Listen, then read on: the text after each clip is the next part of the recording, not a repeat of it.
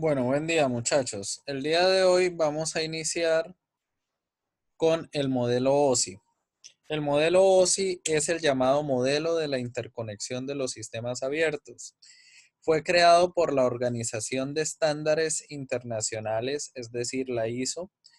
Esta organización fue creada en 1974 y es una organización, una entidad mundial que crea estándares y normalización en muchos ámbitos. Uno de esos ámbitos son las telecomunicaciones. La ISO creó el modelo OSI como un modelo de estandarización abierta para la interconexión de sistemas de comunicación. ¿Por qué se creó el modelo OSI? Bueno, el modelo OSI se creó precisamente para crear una plataforma y una convención y un acuerdo estandarizado de los sistemas de comunicación. Anteriormente, los fabricantes creaban cada uno sus sistemas de comunicación de manera independiente bajo la metodología que ellos creían conveniente y no había una estandarización.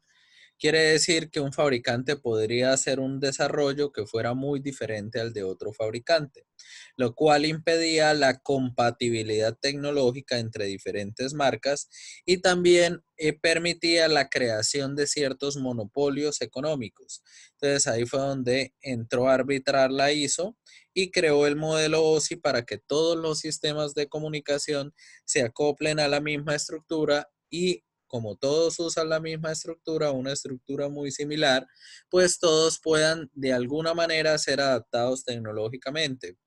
¿En qué consiste el modelo OSI? El modelo OSI básicamente llega y dice que todo proceso de comunicación, sin importar lo simple que sea, se ejecuta por etapas. Y en esas etapas se carga y se quita información, bien sea si estoy transmitiendo o bien sea si estoy recibiendo. Entonces, por ejemplo, si usted está recibiendo, si usted va a enviar, perdón, una información, usted del mensaje va a empezar a ir agregando cierta información para crear direccionamiento y encaminamiento de manera de que ese mensaje llegue al destinatario. Me explico, usted va a redactar una carta, ¿qué es lo primero que usted hace? Usted llega y crea el mensaje, quiere decir que el contenido del mensaje está ahí cargado dentro de la carta. Pero usted a esa carta, aparte del contenido del mensaje, usted le agrega otra información. Usted le tiene que colocar la información del destinatario y esa información usted se la entrega a la oficina de correos. En la oficina de correos, a su vez, ellos le agregan otra información.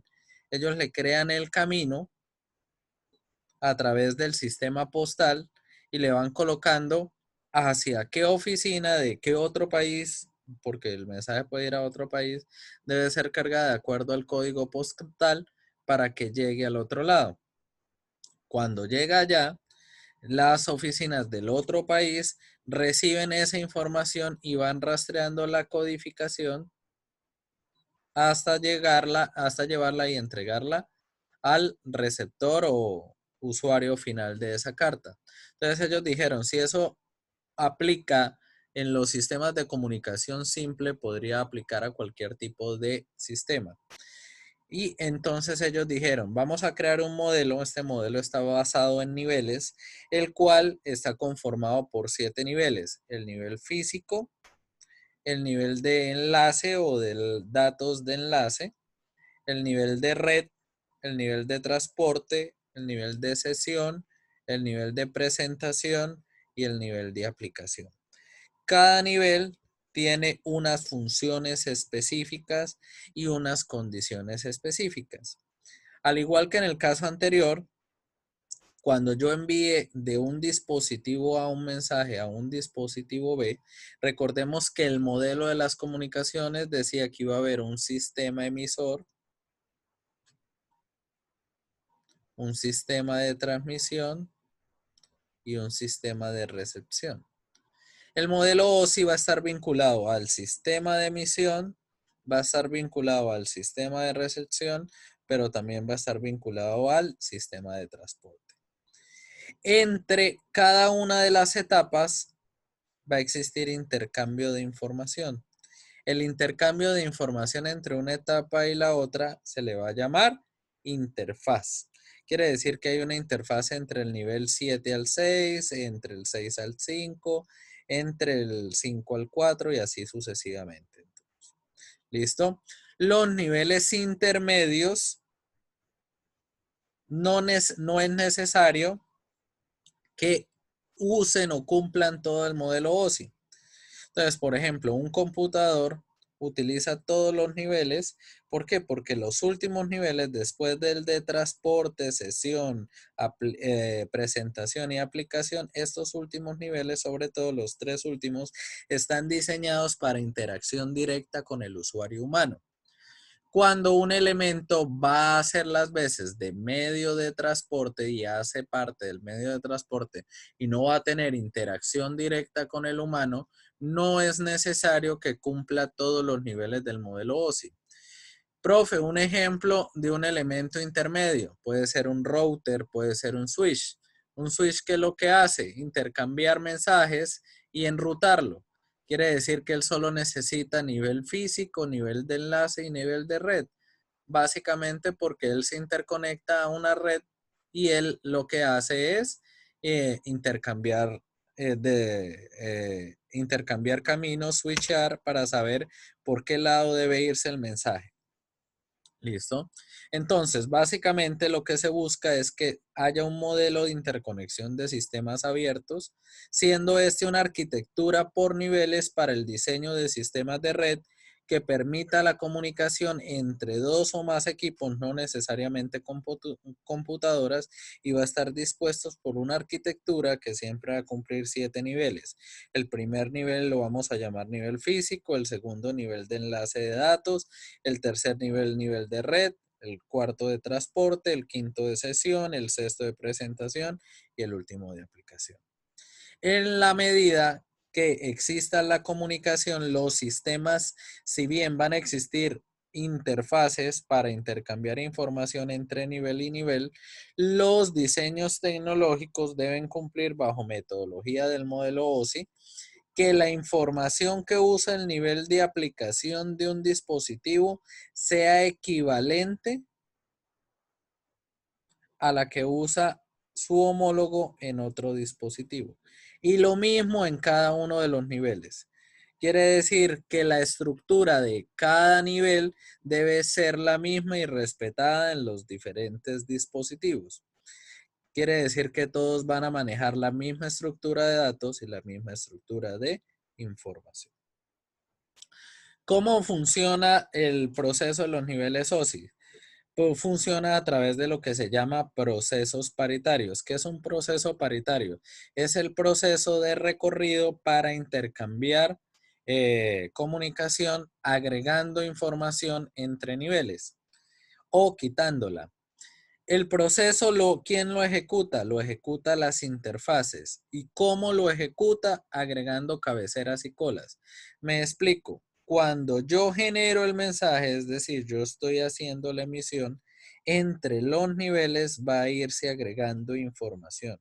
Quiere decir que el volumen de información va a ir creciendo.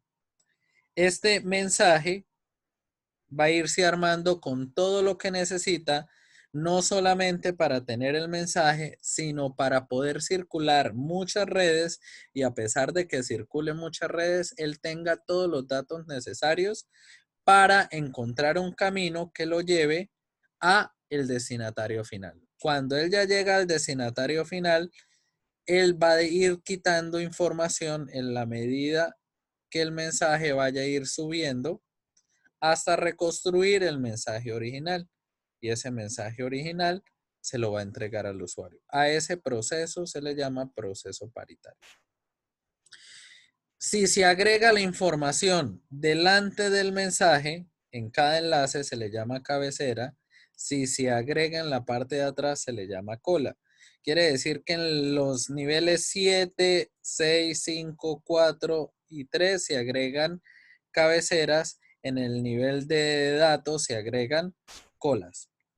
¿Listo? Entonces, ¿qué son las cabeceras o colas? Son los datos de control añadidos al principio o al final de un paquete de datos. ¿Y qué es la interfaz entre los niveles? Es el paso de los datos y la información de la red a través de los distintos niveles de la máquina emisora y la subida a través de los niveles de la máquina receptora. Ese proceso siempre se repite. Quiere decir que siempre que yo genere un mensaje, ese mensaje cada nivel le va a ir agregando información. Quiere decir que la información que creó un nivel, por ejemplo, en este caso el nivel 7, recibe el mensaje más la información que le agrega, esa información va a ser el nuevo mensaje del siguiente nivel que a su vez le va a agregar otra información y ese a su vez se va a volver el nuevo mensaje del siguiente nivel que a su vez le va a agregar otra información y así sucesivamente. Y la información se va a ir quitando, las cabeceras y las colas se va a ir quitando en la medida que el mensaje ya haya llegado al receptor y el receptor cuando vaya subiendo entre los niveles de su topología o de su estructura OSI, vaya a ir subiendo de nivel, él va a ir quitando la información. ¿Listo? Entonces, ahora vamos a hablar de las funciones de cada uno de los niveles. Vamos a iniciar por el nivel físico. El nivel físico es el nivel que coordina las funciones necesarias para transmitir el flujo de datos a través del medio físico. Es decir, es el encargado de establecer y tratar cuáles son las especificaciones eléctricas del protocolo o mecánicas de la interfaz y del medio de transmisión, es decir, es el que tiene contacto directo con el sistema de transmisión. Cumple unas características. Primero, satisface las características físicas de la interfaz y del medio, es decir, es el que define la interfaz entre los dispositivos y medios de transmisión. Hace representación de los bits, es decir, es el que establece cómo se va a codificar a nivel electrónico. Es decir, cómo vamos a representar los datos y cómo estos datos van a estar compuestos por un flujo de bits. Este nivel físico es el que define el tipo de codificación y cómo van a estar representados los ceros y los unos dentro de las señales. Quiere decir que él es el que intercambia cómo representa los ceros y los unos a nivel electrónico. También hace control de la tasa de datos, es decir, él establece y controla el número de bits enviados cada segundo. Él también establece y controla la configuración de la línea, es decir, si está conectado en una configuración punto a punto, en una configuración multipunto. Si estuviera conectado en una configuración punto a punto, pues él tendría total aprovechamiento del ancho de banda del enlace, porque sería un enlace dedicado. Si la conexión fuera multipunto, él tiene que compartir las capacidades del enlace. La topología de la línea, es decir, él es el que establece y coordina si yo soy miembro de una red malla, una red estrella, una red árbol y así sucesivamente. También es el que controla los modos de transmisión, es decir, si yo puedo enviar información, es decir, simplex, y no recibo, o puedo enviar y recibir, pero en diferentes tiempos, o puedo enviar y recibir al mismo tiempo. De todo esto se encarga el nivel físico. Quiere decir que él va a recibir la información del nivel de enlace si está siendo transmisor y él esa cantidad de ceros y unos, él va a ser el responsable de convertirla en una señal eléctrica y hacerla llegar hasta el nivel físico del receptor, que a su vez como cuando es receptor tiene que entregarlo al nivel de enlace que está arriba, debe quitarle la información innecesaria y solo dejar la que necesita el nivel de enlace. En resumen, si nos pusieran a resumir ¿qué es lo que hace el nivel físico? El nivel físico o capa física es el responsable de los movimientos de los bits individuales de un hop o nodo al siguiente.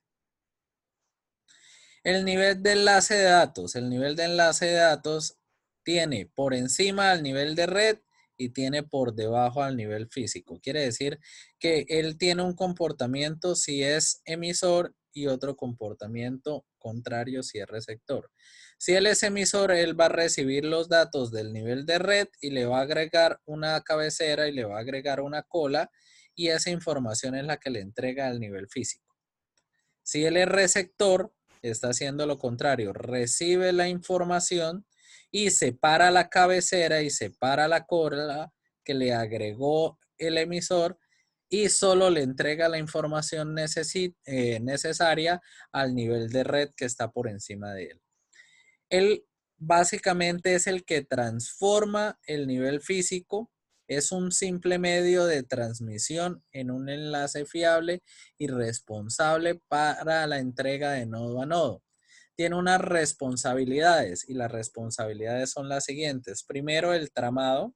Entiéndase por tramado de la acción y efecto de dividir la información en tramas de datos. Es decir, el nivel de enlace de datos divide el flujo de bits recibidos en unidades de datos para que éstas sean manejables y no exista riesgo de desbordamiento de la información. También es el encargado de hacer direccionamiento físico, es decir, es el que se encarga de enviar las tramas por los distintos caminos de la red. Hace control de flujo, es decir, controla la velocidad de flujo para que no haya desbordamiento. Hace control de errores, es decir, añade fiabilidad al nivel físico, incluyendo mecanismos para detectar tramas defectuosas, pérdidas dañadas, y también hace control de acceso, es decir, él decide quién tiene acceso o quién no tiene acceso a los enlaces. Si nos pusiéramos a resumir qué hace este nivel, podríamos decir que la capa de enlace de datos es la responsable de mover unos frames, es decir, una trama de datos de un hop al siguiente. Básicamente, esto funciona así existan diferentes nodos intermedios. Es decir, si yo voy a enviar una información y esta información debe llegar del computador A al computador F y este computador está intermedio entre el computador A y el computador F, hay muchas redes. Este nivel de enlace es el encargado de controlar el control de trama para que entre todos los niveles de enlace de los nodos intermedios, es decir, así hayan routers o switches intermedios, él pueda hacer control de flujo siguiendo las responsabilidades de la capa de enlace que ya habíamos hablado y explicado anteriormente. El nivel de red es el responsable de la entrega de un paquete desde el origen al destino y posiblemente a través de múltiples redes, es decir, múltiples enlaces. Al igual que en los casos anteriores, él va a tener un comportamiento si es emisor y otro comportamiento si es receptor.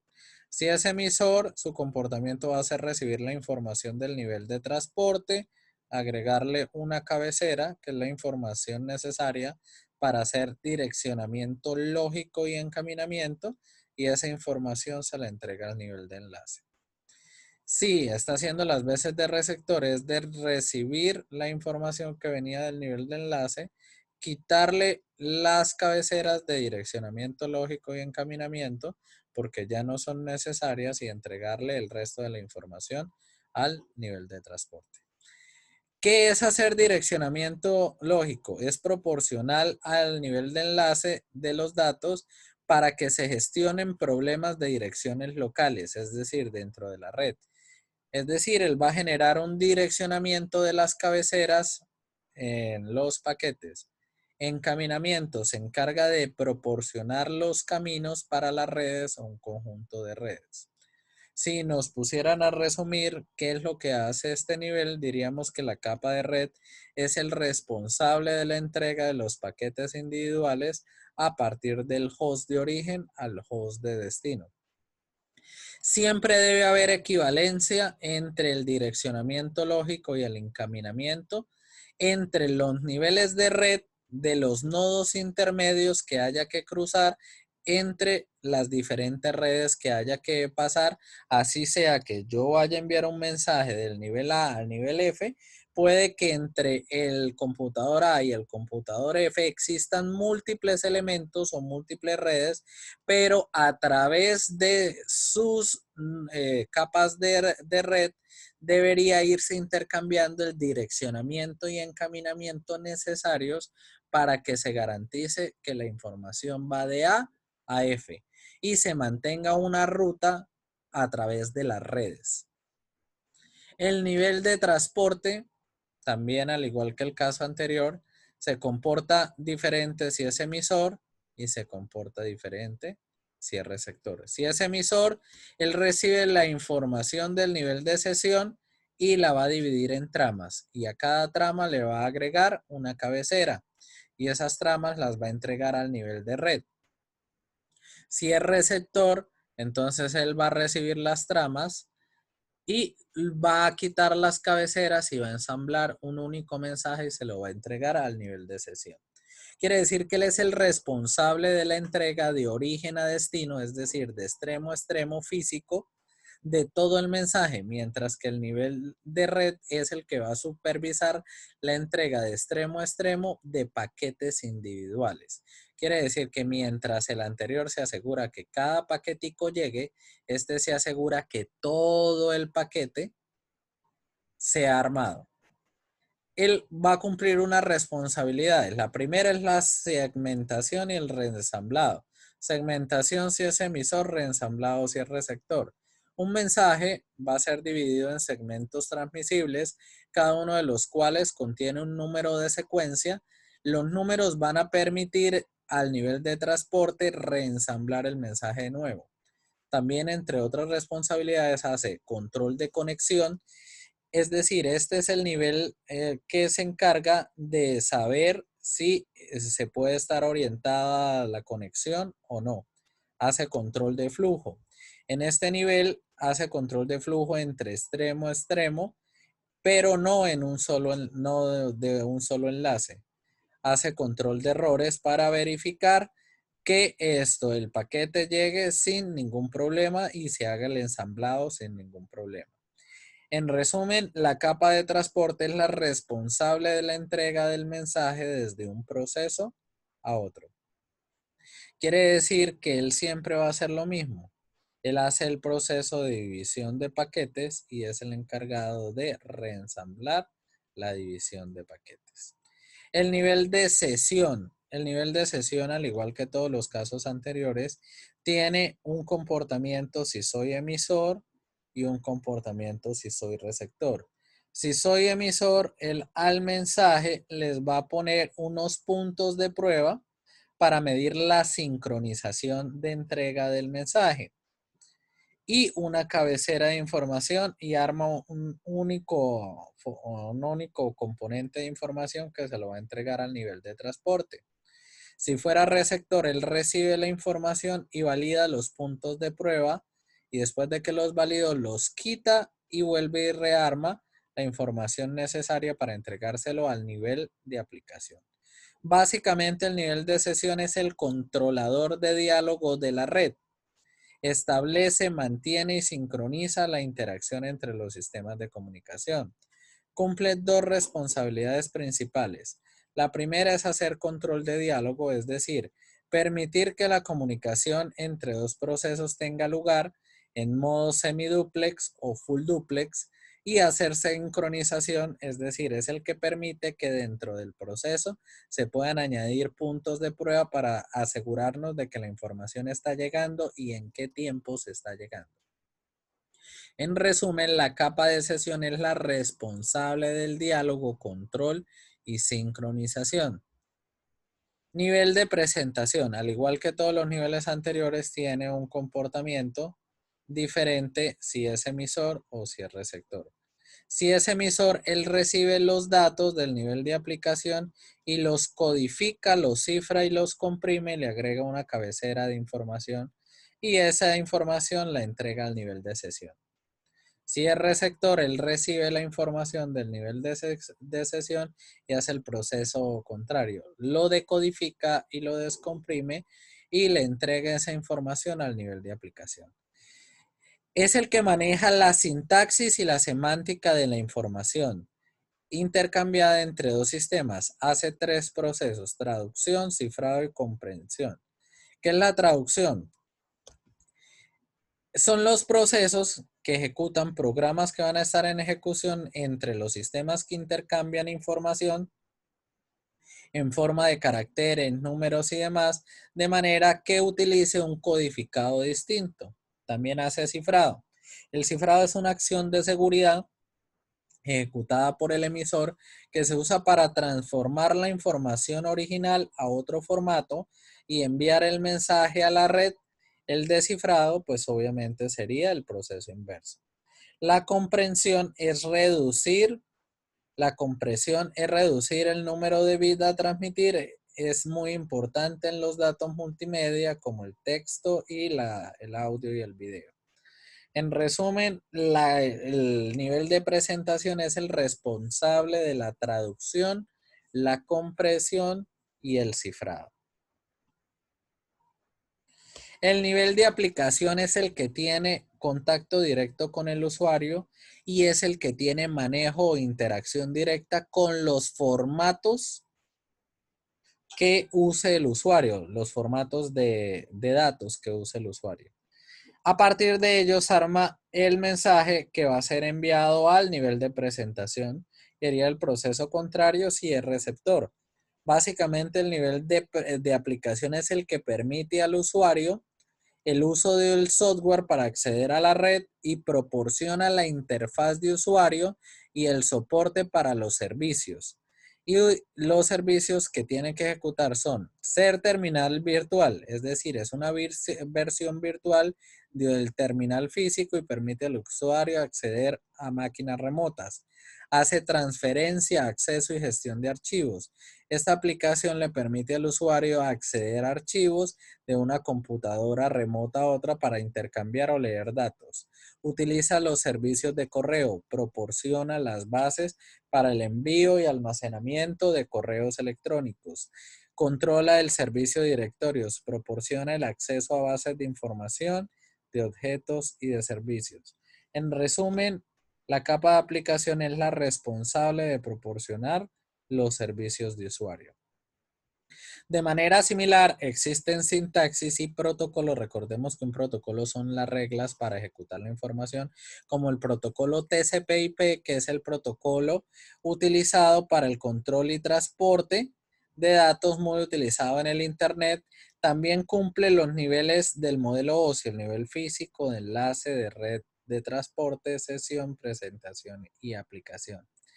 Con la diferencia de que los niveles de aplicación, presentación y sesión son controlados por las aplicaciones informáticas que están en el equipo, por ejemplo, los servicios DNS, que son los que permiten el acceso al Internet, y el nivel de transporte es el que hace el control de protocolo, el direccionamiento TCP o el protocolo de datagramas de usuario, que es el protocolo UTP. Aparte de eso, existe un medio de conexión IP que hace las veces de dirección de red.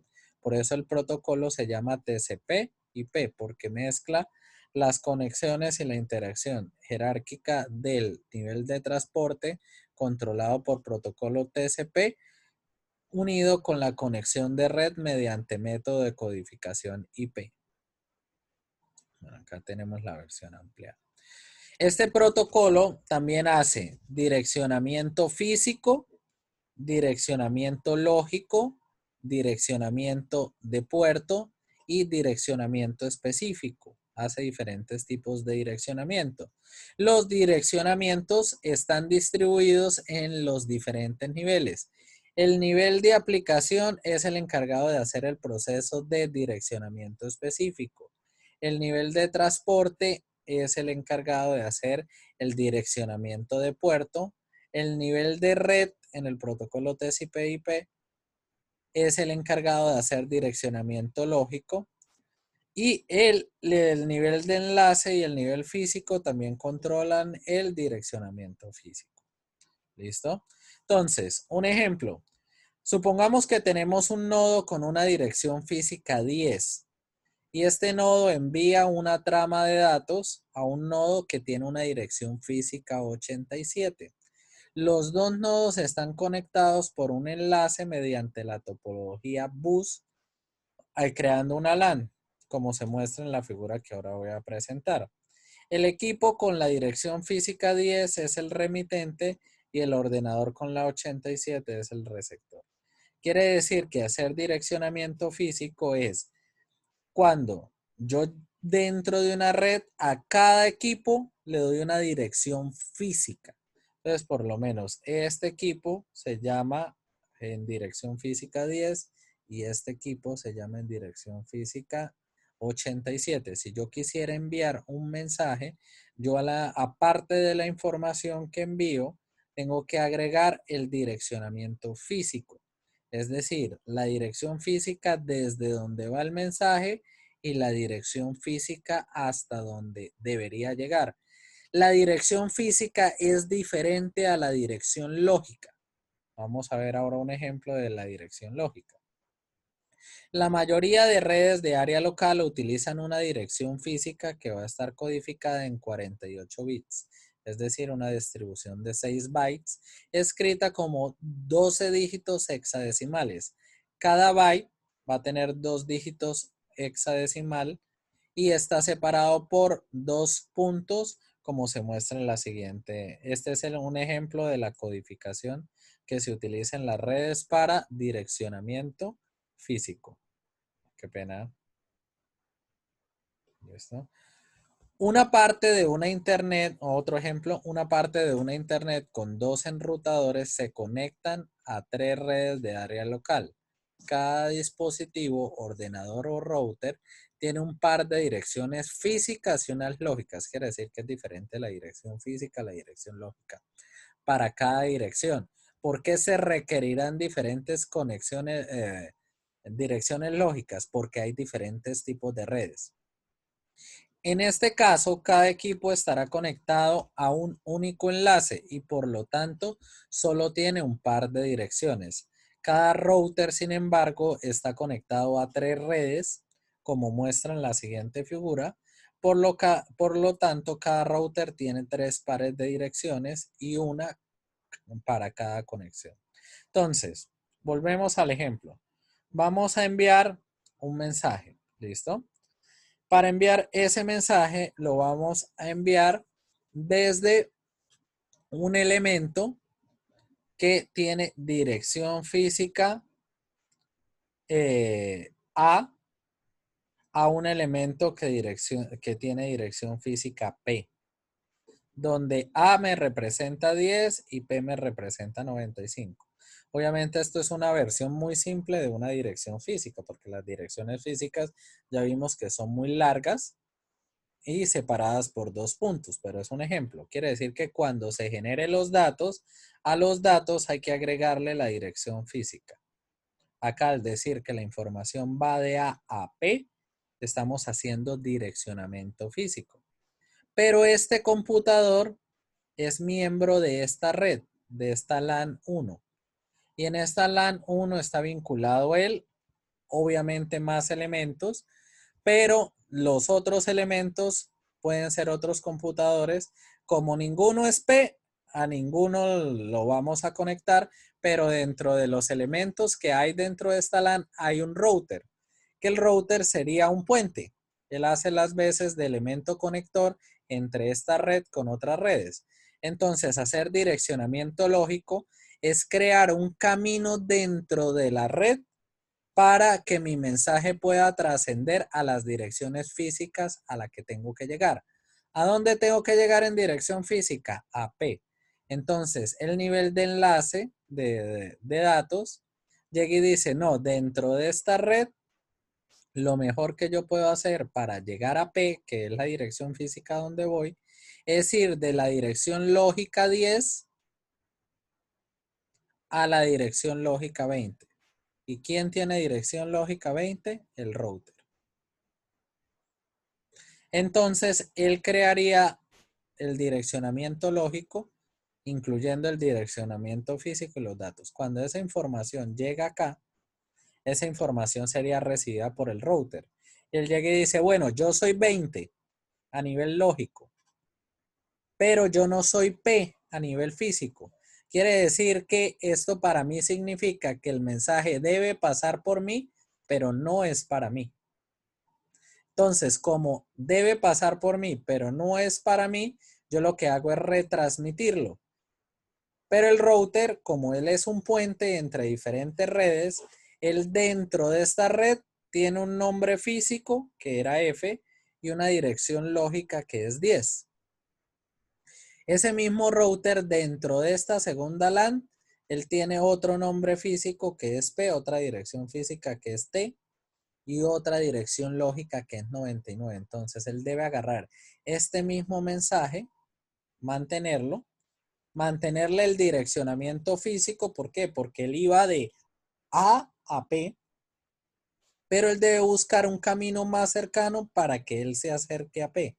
Entonces él llega y dice, no, lo lógico dentro de esta red, como no está P, lo más cercano sería entregárselo a este otro router y que este otro router después se encargue de acercarlo allá. Entonces, yo como dentro de esta red, mi dirección lógica es 99, voy a decir que voy de 99 a este router. Pero este router acá tiene dirección lógica 33. Entonces, él lo enviaría con todo este contenido a nivel de enlace. Cuando llega acá, este router llegaría y recibiría esta información. Esta información viene del router de dirección lógica 99 y yo soy el router de dirección lógica 33. Pero cuando él analiza el mensaje, él llega y dice, pero estos datos van es de A a P y yo no soy P, yo soy N en esta red. Quiere decir que este mensaje debía pasar por mí, pero no era para mí. Entonces debo reenviarlo. ¿Dónde lo reenvía? A esta red. Pero este router 2 era miembro tanto de esta red como de esta red. Y dentro de esta red él tiene otra dirección física y otra dirección lógica. Tienen la dirección física Z y tienen la dirección lógica 66. Entonces él agarra la información original con el direccionamiento físico que no cambia y él llega y dice, yo acá voy a enviar este mensaje de mi dirección lógica dentro de esta red que es 66 a la dirección lógica 95 que es la de P. Entonces él le envía acá. Cuando él llega acá, P al recibir este mensaje dice, yo soy dirección física 95, dirección lógica 95. Esto viene del router de dirección lógica 66 y descompone el mensaje. Al descomponer el mensaje llega y dice, esto viene de la dirección física a la dirección física P. Yo sí soy P. Entonces, como yo sí soy P, yo tengo derecho a sacar el mensaje y hacer uso del mensaje. Quiere decir que un ejemplo como esto es lo que hace el direccionamiento IP. Otro ejemplo de direccionamiento. Dos ordenadores y de lo que hacen el modelo OSI. Dos ordenadores se comunican a través de internet. El equipo emisor está funcionando a través de tres procesos. En este momento, por el puerto, hay direcciones A, B y C. El equipo de recepción está ejecutando dos procesos. En este momento con direcciones de puerto J y K. El procedimiento A en el ordenador emisor debe comunicar con el procedimiento J en el equipo receptor. Tenga en cuenta que aunque las direcciones físicas cambian de hub a hub, las direcciones lógicas y portuarias deberían seguir siendo lo mismo. Quiere decir que así como hay direccionamiento lógico, hay direccionamiento físico, hay direccionamiento de puerto. Entonces, yo podría enviar un mensaje y ese mensaje busca es comunicar el puerto de un equipo con el puerto de otro equipo. ¿Dónde vamos a comunicarnos? Con un mensaje que debe ser transmitido a un puerto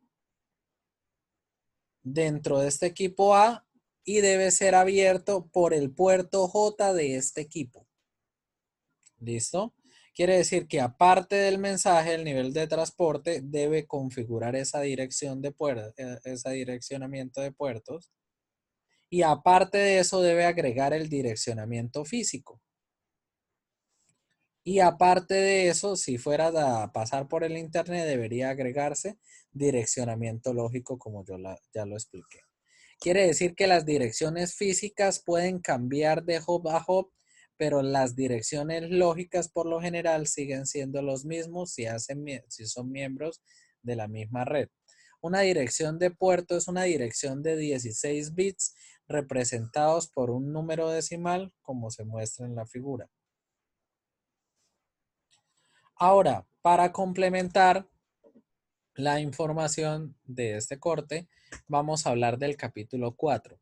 Ya sabemos cómo se transporta la información mediante un modelo estandarizado. Ahora vamos a ver cuál es el método para el transporte. Pues la información se inserta en señales y esa señal puede ser de diferente naturaleza, analógica o digital. Entonces, básicamente la información puede estar en forma, que puede surgir en forma de datos, imágenes, datos numéricos, caracteres o códigos, se van a transformar en señales electromagnéticas para poder ser transmitidas. Esa transmisión puede hacerse a través de dos tipos de señal, una señal analógica o una señal digital. Cuando una señal es analógica cuando crea una forma de onda que es continua en el tiempo. Quiere decir que si yo agarrara una lupa y ampliara la señal analógica y la siguiera ampliando y la siguiera ampliando, siempre voy a tener datos. La señal digital ha sido discretizada y solo puede tener unos valores definidos. Las señales pueden incorporar dos tipos de datos, datos analógicos y datos digitales. Un ejemplo de un dato analógico es, por ejemplo, la voz humana. ¿Por qué? Porque la voz es un sonido, quiere decir que es una onda continua que fue transmitida a través del aire. Y datos digitales son datos que han sido almacenados en formas de ceros y unos. Ahora, las señales, tanto las analógicas como las digitales, pueden ser periódicas o aperiódicas.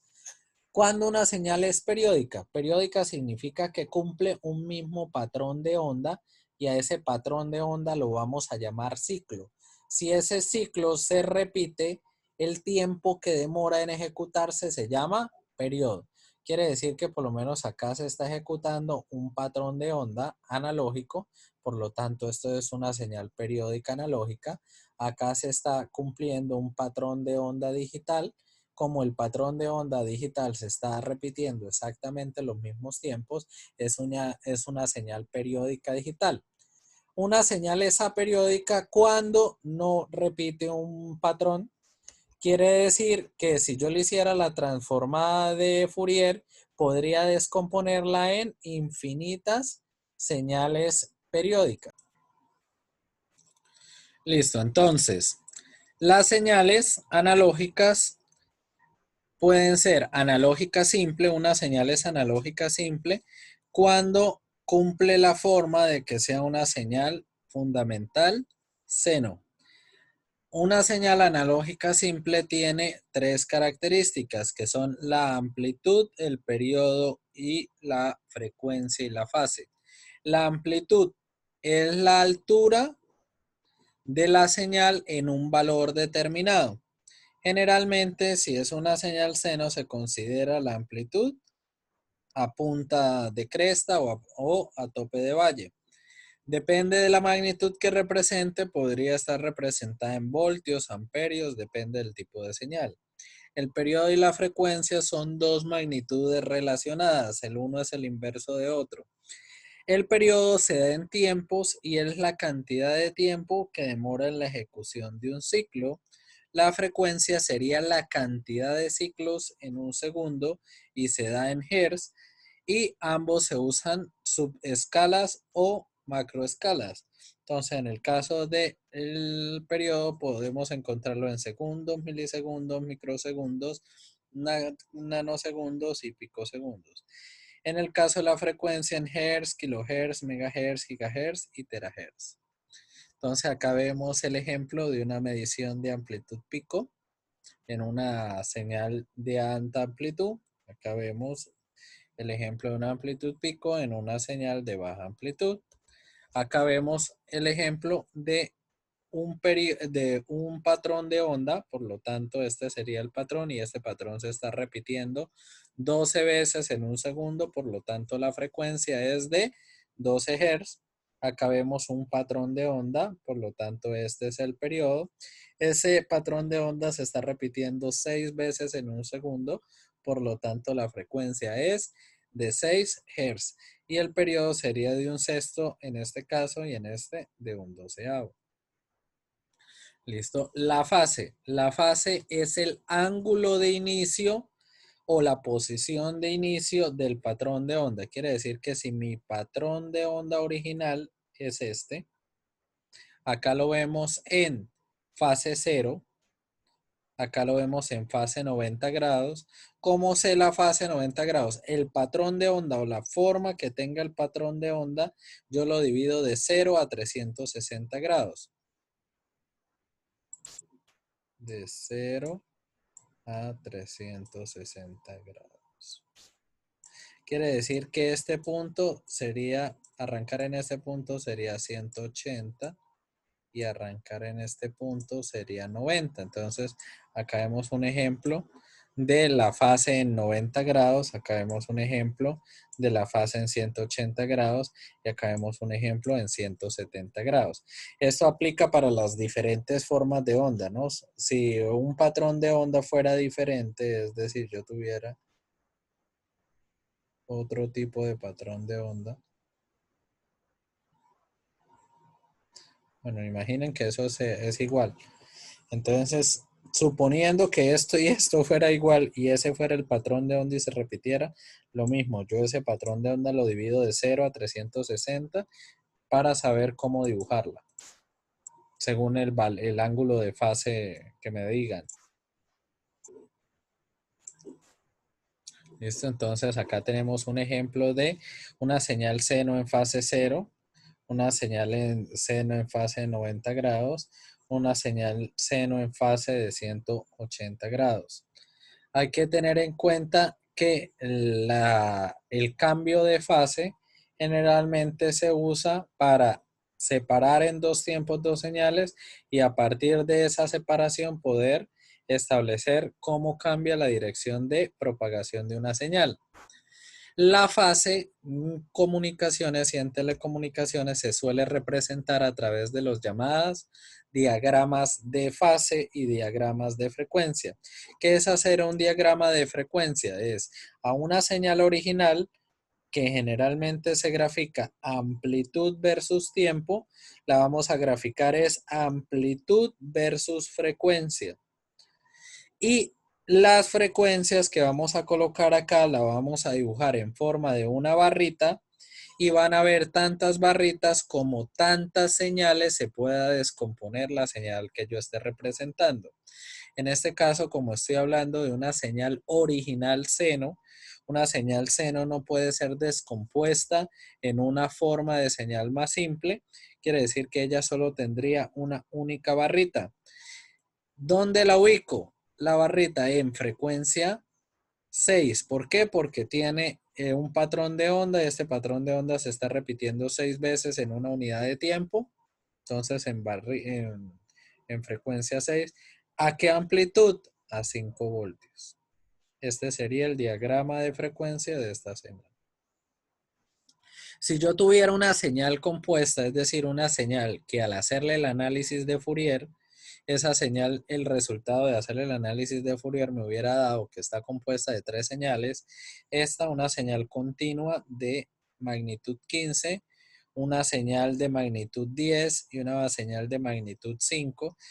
Todas estas dos de frecuencias diferentes, yo tendría que calcularle a cada una la frecuencia.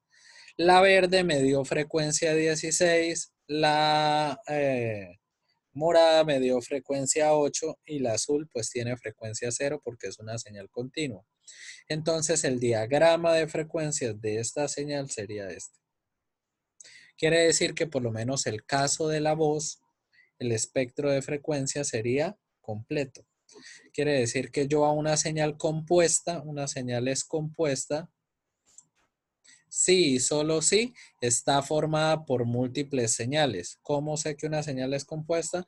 Si yo al aplicarle la serie de Fourier, yo puedo encontrar que es la composición de dos señales. Entonces, supongamos que tengo esta señal. Esta señal, si yo le hiciera el análisis de Fourier, me daría que es la suma de esta señal más esta señal. Si yo la sumo estas dos señales, me da esta. Quiere decir que el diagrama de frecuencia de esta señal sería la superposición del diagrama de frecuencia de las dos señales que la componen. Entonces, si yo representara esta señal en el diagrama de frecuencia, esta señal tiene 7 ciclos en un segundo. Quiere decir que este sería su diagrama de frecuencia. Esta señal es una señal continua de amplitud 10, por lo tanto tiene frecuencia 0, amplitud 10. La superposición de los dos espectros de frecuencia me daría el espectro de frecuencia de la señal compuesta. Una señal puede tener tantas frecuencias que puede crear un espectro completo de frecuencia, como es el caso de la voz. Si usted a la voz llegara y en MATLAB le colocara, graba su voz y a la señal le pone a hacer la descomposición de las frecuencias, le pueden dar infinitas frecuencias. A esa composición de frecuencias se le llama espectro de frecuencias. ¿Qué es el espectro de frecuencias? Es la colección de todas las frecuencias componentes y se muestra usando un gráfico en el dominio de frecuencia. Básicamente es la composición de todas las ondas senos que surgieron de descomponer la señal a través de un análisis de Fourier. ¿Y qué es el ancho de banda? Todas las señales y todas las transmisiones hablan del concepto de ancho de banda. Ancho de banda es agarrar el espectro de frecuencia de una señal y hacer la resta algebraica entre la frecuencia más alta que se consiguió y la frecuencia más baja. Quiere decir que por lo menos en este espectro de frecuencia, yo agarrara la señal más alta y la señal más baja y la restara, el ancho de banda de esta sería 4 Hz, 4000 Hz. El ancho de banda no tiene que ver con las cantidades de señales que componen el espectro de frecuencia, porque el ancho es simplemente la resta de la frecuencia más alta con la frecuencia más baja. Entonces, por lo menos tengo esta señal. Obviamente es una señal compuesta. Si yo a esta señal compuesta le hubiera hecho el análisis de Fourier, me daría que está compuesta por 3 señales. A esas 3 señales yo les podría representar mediante el diagrama de frecuencia y este sería el espectro de frecuencia de esta señal. Una señal muy compleja, al descomponerla, puede tener infinitas señales, por lo cual puede arrojar múltiples frecuencias. Y lo que les mencionaba, acá tengo el ejemplo de un espectro de frecuencia en la cual está compuesta por frecuencias que están escaladas en intervalos de tiempo. Al restar la frecuencia más alta con la frecuencia más baja, me da un ancho de banda de 4000 Hz. Acá tenemos un espectro de frecuencia de una señal que al ser descompuesta tenía entre 1000 y 5000 infinitas frecuencias. Quiere decir que nunca hubo un espacio vacío. Pero al igual, al hacer la resta entre la frecuencia más alta y la frecuencia más baja, el ancho de banda de esta es igual al de esta. Entonces ahí estoy probando lo que les decía, que el concepto de ancho de banda no tiene nada que ver con la cantidad de frecuencias que componen el espectro. Entonces acá vemos un espectro de frecuencia en la cual todas las frecuencias tienen la misma amplitud, pero al restar la frecuencia más alta con la frecuencia más baja, me da que tiene un ancho de banda de 800. Acá al hacer esta tiene un ancho de banda de 20. Acá al hacer esta me dice que tiene un ancho de banda de 200. Y acá cuando se arma un espectro de frecuencia, a este tipo de frecuencia, la frecuencia de la mitad, se le suele llamar frecuencia media. Las señales digitales son aquellas que están compuestas por datos discretos y se usan para representar datos codificados. Obviamente serían datos ceros y unos. Acá vemos una representación de una señal discreta usando una codificación que más adelante vamos a ver que se llama codificación unipolar, en el cual el estado alto se usa para representar el dígito 1, el estado bajo para representar el dígito 0. Como las señales digitales son diferentes, ellas no utilizan el concepto de frecuencia y de periodo y frecuencia, sino utilizan otros conceptos.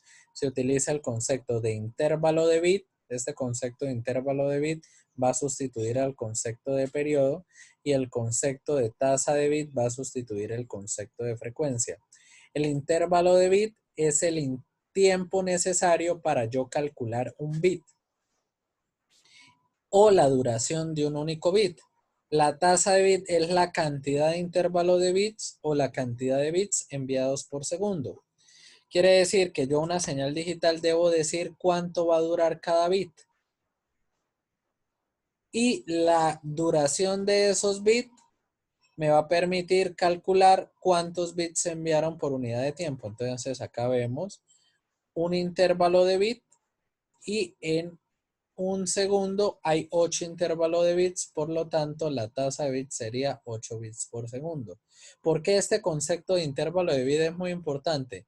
Porque si yo hiciera una transmisión de unos, ¿cómo la vería? Como una señal continua en el tiempo, como una raya. Y si yo no dijera cuál es el intervalo de bit, yo no sabría cuántos unos hay. No sabría si hay 7, 8, 10. No podría saber cuántos bits hay. Quiere decir que el intervalo de bit es necesario para poder calcular la cantidad de bits y para poder diferenciar los bits de otros. Las señales digitales pueden ser de 2 niveles o pueden ser de varios niveles. Quiere decir que una señal puede estar representando por cada cambio de señal un único bit, como es este ejemplo, o representar con cada cambio de señal varios bits. En este caso están representando bits. En este caso estamos usando una codificación de 2 niveles, el nivel bajo para representar el 0, el nivel alto para representar el 1.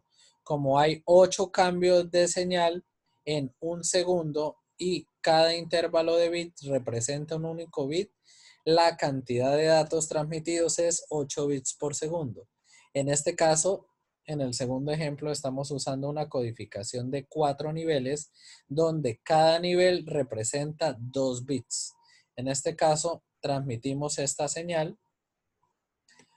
Como tenemos conocimientos del intervalo de bits, vemos que se hicieron 8 cambios de señal. 1, 2, 3, 4, 5, 6, 7, 8.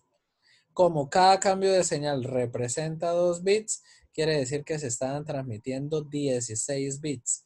Y como la transmisión duró un segundo, la tasa de datos sería de 16 bits por segundo.